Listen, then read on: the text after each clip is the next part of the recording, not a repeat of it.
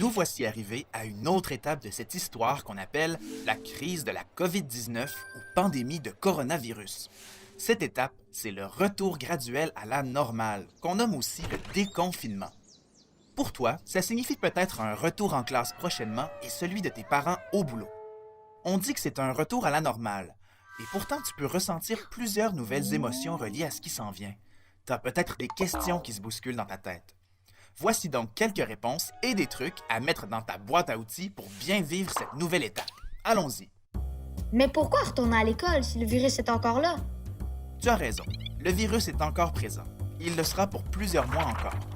Les scientifiques essaient de trouver la recette du vaccin, mais il ne sera pas prêt avant un moment. Chez nous, grâce aux mesures qu'on a prises, on voit que le nombre de personnes infectées n'augmente pas de façon inquiétante et que la fameuse courbe de contagion s'aplatit. Mais on voit aussi que certaines personnes, adultes et enfants, se sentent très déprimées et que d'autres ont des problèmes financiers. Il est donc nécessaire de reprendre tranquillement nos activités tout en côtoyant une nouvelle voisine qu'on n'aime pas vraiment, la COVID-19. Mais comment on peut être certain que c'est pas dangereux? Eh bien, pour être franc, on ne peut pas promettre qu'il n'y a aucun danger. Avec ce virus, il faut accepter de vivre avec un peu d'incertitude, parce qu'on ne comprend pas encore tout au sujet de la COVID-19. Mais quand on ne comprend pas tout, sais-tu ce qu'il faut faire? Il faut se rassurer avec tout ce qu'on comprend. Ça peut te paraître bizarre, mais en fait, c'est le secret pour se sentir mieux. Par exemple, on connaît très bien les règles d'hygiène comme se laver les mains à l'eau et au savon pendant au moins 20 secondes. On sait par cœur la distance qu'il faut garder avec les autres en temps de pandémie. 2 mètres. Et on a appris à tousser dans notre coude et ne pas se toucher le visage. On sait aussi que des milliers de personnes ont attrapé le virus et que ça n'a pas été grave pour eux. Et même si c'est vraiment triste et qu'on en parle tous les jours, le nombre de personnes qui sont décédées de la COVID est vraiment plus petit que le nombre de personnes qui en guérissent. Oui, mais moi, ça me fait quand même un peu peur. C'est normal. La peur et le stress viennent du fait qu'on ne contrôle pas tout pendant cette pandémie.